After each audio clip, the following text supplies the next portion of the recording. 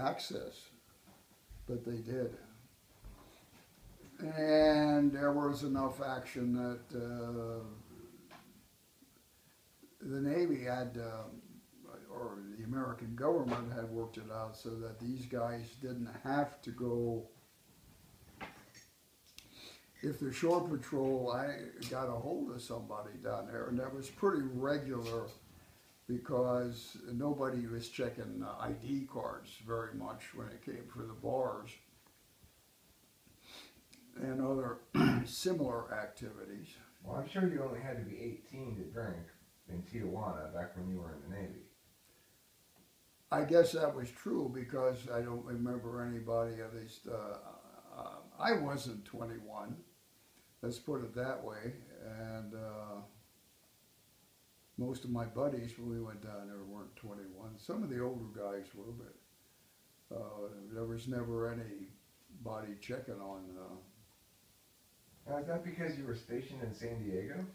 Well, okay, I was not, the ship I was on did their run-up cruise out of San Diego. We were stationed in Pearl. Okay, so you started out at Pearl Harbor? When we were transferred to the Pacific Fleet. But the ship had just come out of the refit up in Vallejo.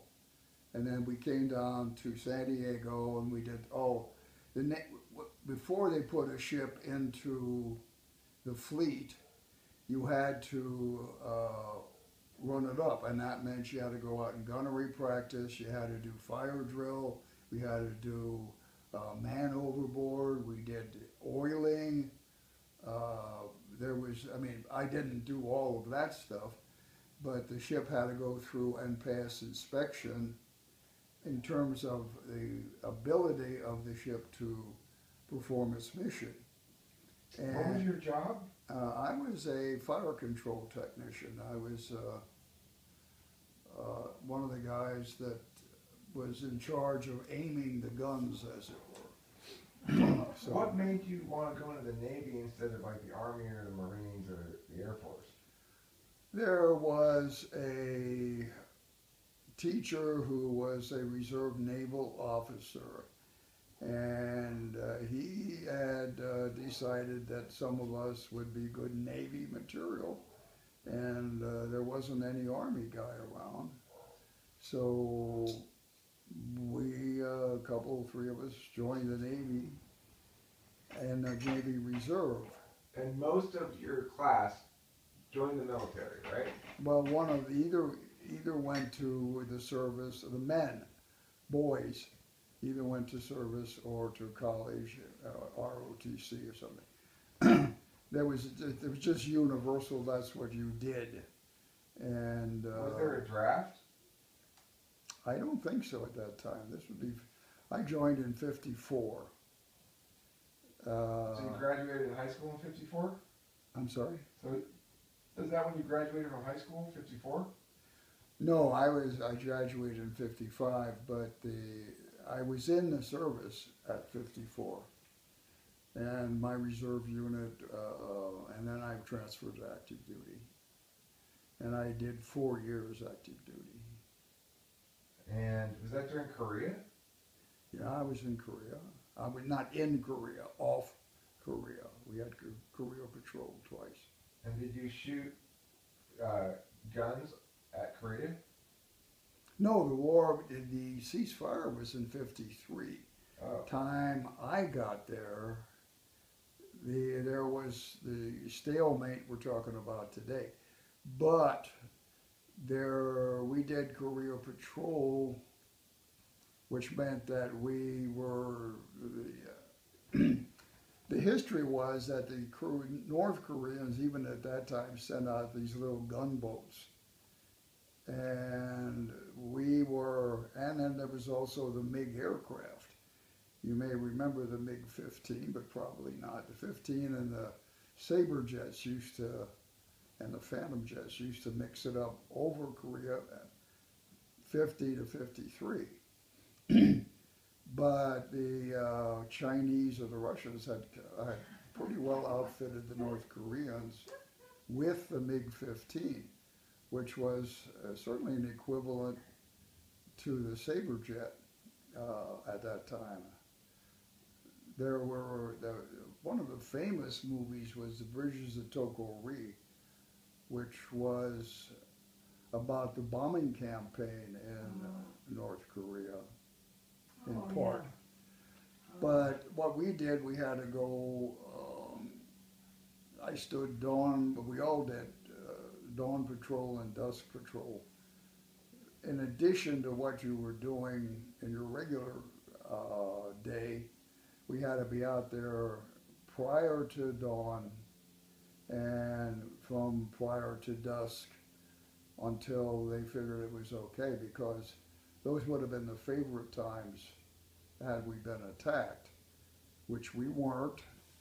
But the Navy had issued us really cool alpaca jackets. Do you still have yours? No, that's the one thing when we tried to get off the ship that they Wouldn't let you take? really were down on. They were very nice jackets. Would have not minded having one, but they do that. Huh. So we were in Japan. The whole idea was that we would be 2 weeks in Japan, and then 2 weeks on patrol. And there were 4 destroyers in our division, and I was on the Bradford, DD 545, and the Bass was our companion ship that went out with us, and then there were 2 others whose name I don't remember, who came into port for 2 weeks. So did you have shore leave in Japan? Sorry? Did you have shore leave in Japan? Yeah. Once we got the ship secured, I was a junior petty officer. And so we would have to stand quarterdeck watches and stuff. But they would give port and starboard, that would be 2-section watches. Sometimes, well, anyway, there's a very good friend and I who used to take off, go ride a train. We went to a ryokan, which was a Japanese traditional hotel. We went and saw the great Buddha, Daibutsu. We were out of Yokosuka. My brother-in-law, Lonnie, ended up, I think, a year plus in Japan, where he was assigned. So how did the Japanese people take to Americans, given the fact that we had just nuked them not that long ago? This was about, I suppose, 13 years after the war. Okay. And we were always treated politely.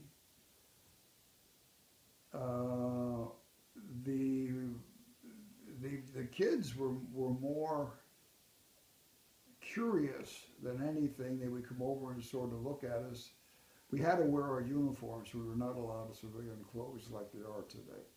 So we were in uniform every time we went to any place. But my buddy and I would get on the train and we'd go if we had a 48 or a 72-hour pass. And we went to,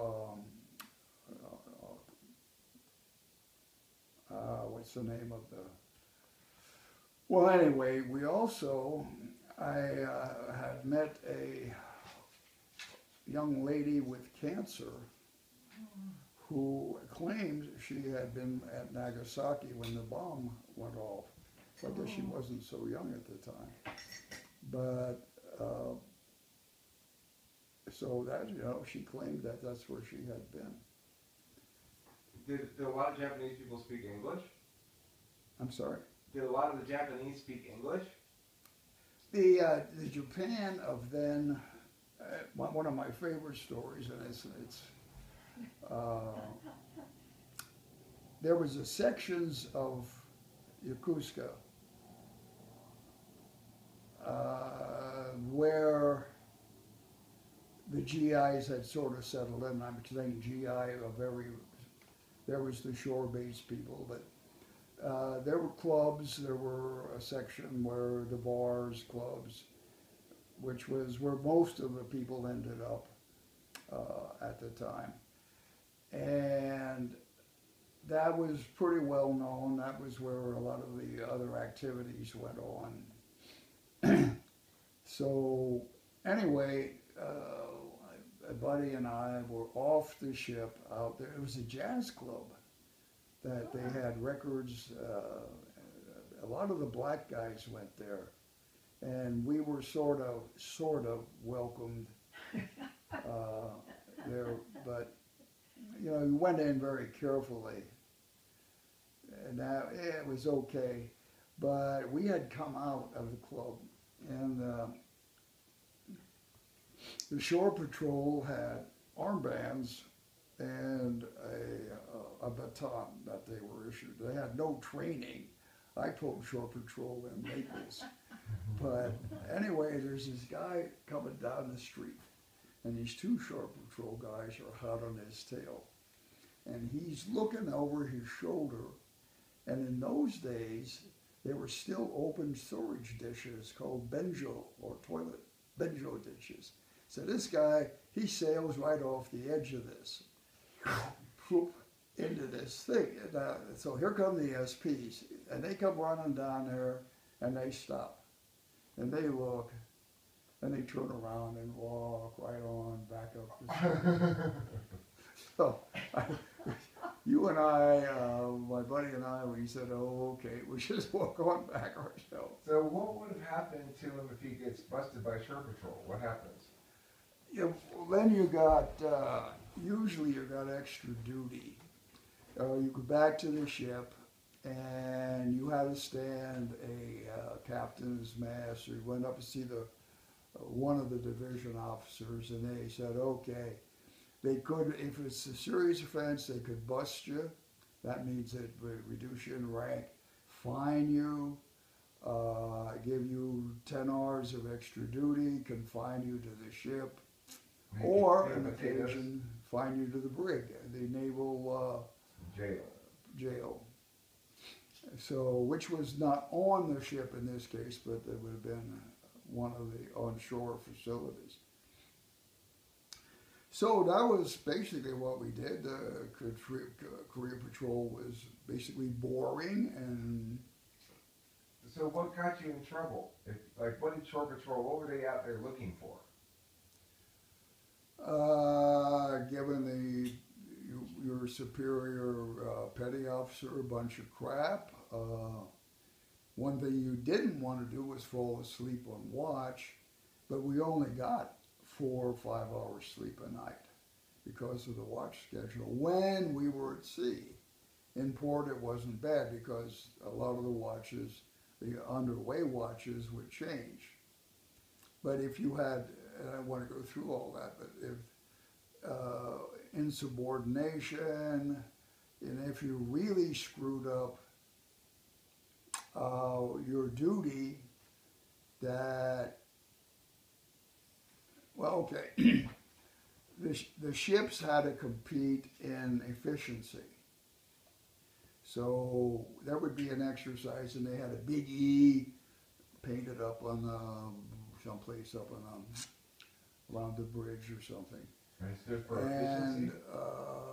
So if you went in and did something really dumb, and I can't figure out exactly what that would be, then there would be, you'd be in some sort of trouble. And I'm talking about in terms of your work, that affected the efficiency of the ship. That was a big no-no. So you got seasick, right? I'm sorry? You were seasick in the Navy, right? I was seasick the whole time.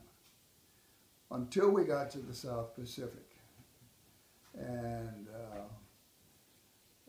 we were also assigned at one point. Now, we were out of Pearl. So I was there for statehood. I was sitting on they wouldn't let us off the ship when the statehood. Why you became a state? It was 1958, if I remember correctly. Why didn't they let you off the ship? Well, what we had to do, they issued us flare guns. And so I was given a number of rounds of my flare gun, and we pulled out, we may have been in helo, but we pulled out, and we stood off the shore. I believe it was right off of Oahu, but I can't remember exactly. And you popped in your flare gun and you go poof, and that was how we celebrated. They wouldn't let us off. I don't know if the entire naval base there was shut down pretty well, but I guess they didn't want a whole bunch of drunk sailors Probably. running around Honolulu. There was a section then of Honolulu where the sailors went, and if we got a 72-hour pass in Honolulu, we would go to the YMCA. And that was my first experience with guava juice, and I thought that was the best stuff ever invented. It is. Yeah. I think it is the best stuff ever invented. So we go there. There was an officer section, an enlisted section. There was a little jazz club that I say jazz and figuratively speaking here, but it was okay. That we would go down and hang out at. That was our main. Now, when your time in the Navy was up, you said, "See you later, Navy," but you weren't done with the military. When my time in the Navy was up, and that's one of the turning points, and I think when decisions were made. I had an opportunity to take my discharge, or my separation, I should say, in Honolulu, in Hawaii, and I was too young and I didn't really know enough, but the opportunities were still there in real estate. This is 2020 hindsight, and I had well, anyway, long story short, I would have transferred into the reserve section on Pearl Harbor. And we didn't, I didn't, and when I came back I chose to get separated out of San Diego. And then I came north to Los Angeles. But when did you go to Europe? Well, I went to a year of college In Los at Angeles. Los Angeles City College, and was just basically not doing very well in terms of eating.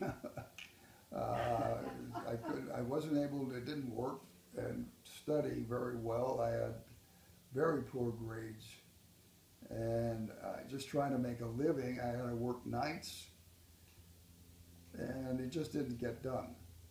So I just said at one point, screw it. What did you do for work? Huh? What did you do as work? I worked for a company called Dun & Bradstreet, which is a credit rating firm, and I was the one and a number of other guys, who refiled. In those days, it was all paper, and it was even much before IBM cards. So it all had to be done by hand, and we had to file all So you these. were a filer. Yeah. That was my first job, was a filer at the Buick dealership down in Arcadia.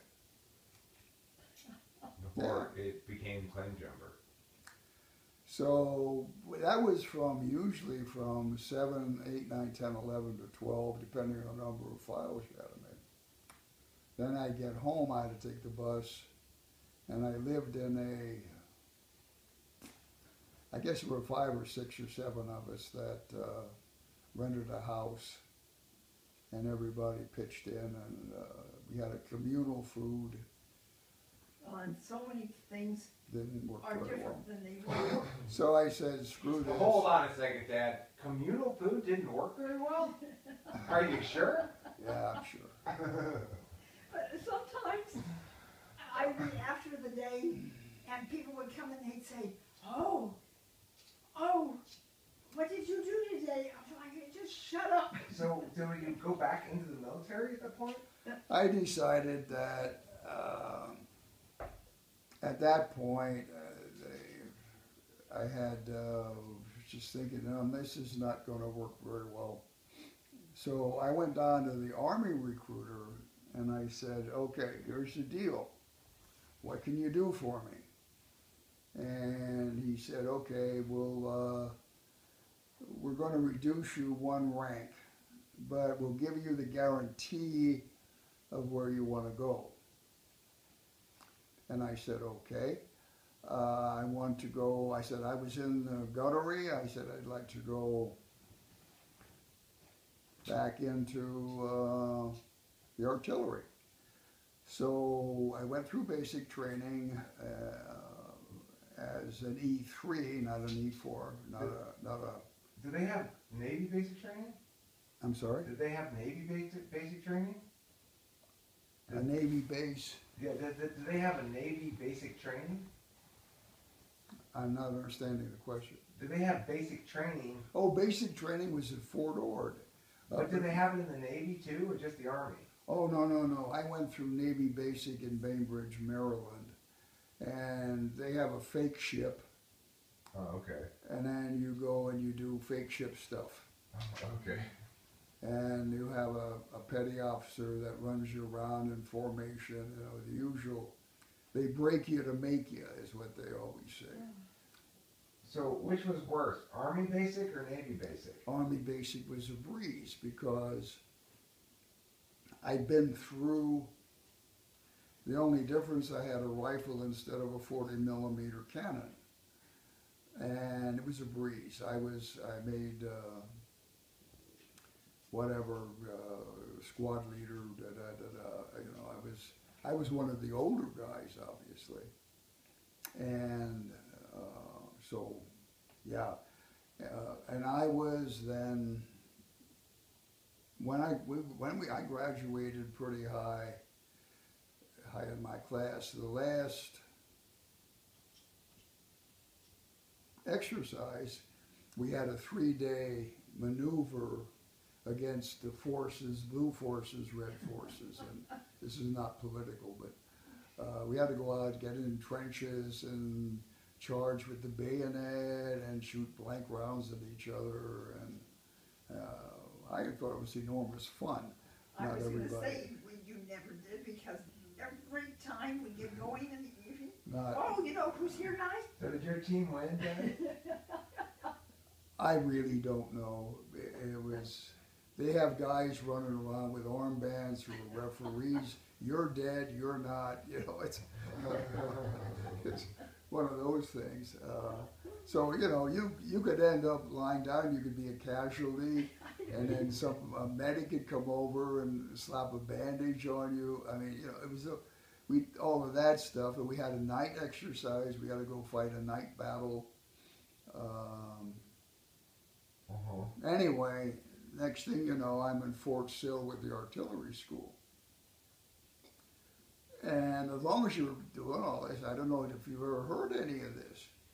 No, I've heard little bits and pieces, but I've not heard the actual progression of events.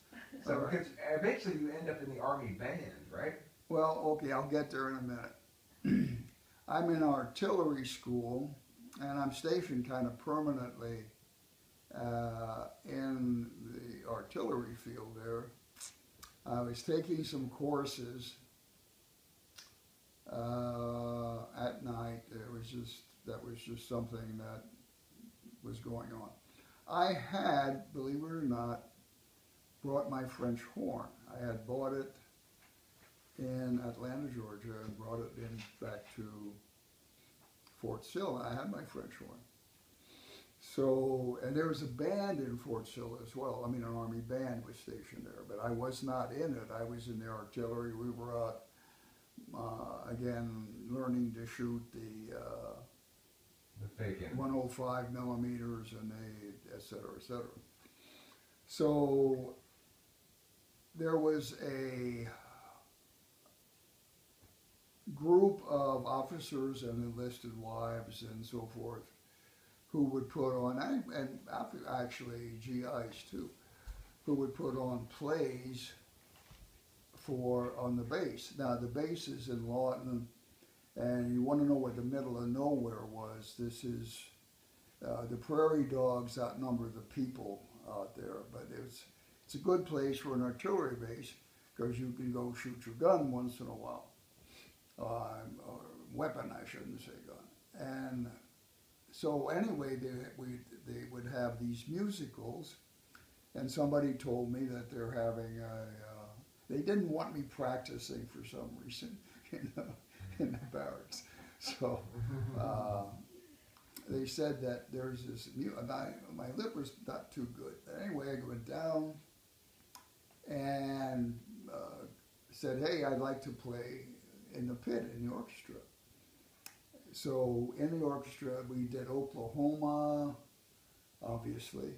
I don't remember, about 3 or 4 other musicals that were put on by a lot like Jane's high school musicals. So finally, I was playing French horn, and there were other French horn players. And so one of the guys said, after some time, he said, why don't you come over and see our CO in the band and see if maybe you'd like to join the band. And so I went over, and the CO said, okay, I'll give you an audition. And I passed the audition, and he went over to my CO and said, I'd like to have this guy. And the guy said, okay, he's... I don't care about David Strauss, you're welcome to have him. So then I was in the band at Fort Sill, I guess, for about 6 months, 8 months. And did band things, and I got better because I was back in the practice again. And so then they made you, they said, okay, now when the CO talked to their CO, that means somewhere in the offices they changed your designation from artillery to band? Artillery is still artillery is still my primary MOS, my medical occupation specialty. I'm sorry, military occupational specialty. And my secondary MOS is bandsman. Okay. So in case of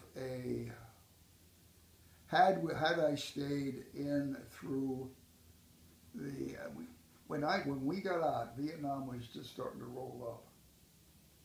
And had the Army so wished, because the band was dispersed when de Gaulle kicked us out of France. They could have sent me to Nam as an artillery. Now I was E5, so that wouldn't have been too bad. But what does E5 mean? Buck sergeant. Okay, so not a regular private. Well, no, I would have been a non-commissioned officer. Okay. And SEAL. So that was the progression of how we got there.